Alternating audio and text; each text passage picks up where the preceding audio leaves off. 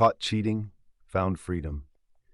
My wife kissed me goodbye at 6:15 that morning, suitcase rolling behind her, perfume lingering on my shirt longer than her lips did.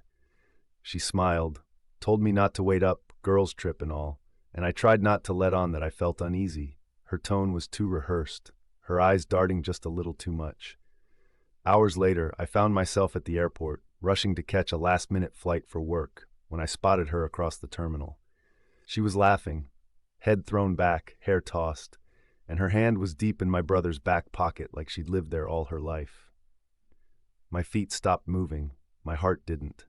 The way they leaned into each other, so familiar, so practiced, told me this wasn't a one-time thing. I watched them disappear behind a wall of travelers, my brother's arm sliding around her waist, her head nuzzling his shoulder.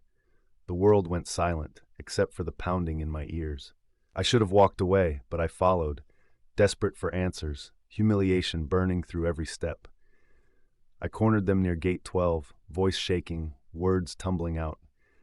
My wife looked like a deer in headlights, my brother like he'd been waiting for this.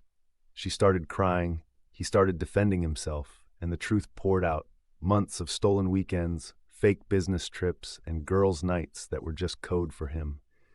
I was staring at the two people I loved most, realizing they'd rewritten our lives behind my back, and all I could think about was how many times I'd convinced myself I was just paranoid.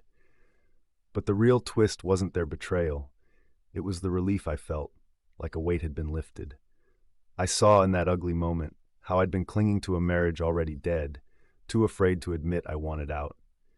Their lies were a knife to the gut, but also a door finally swinging open. I didn't yell.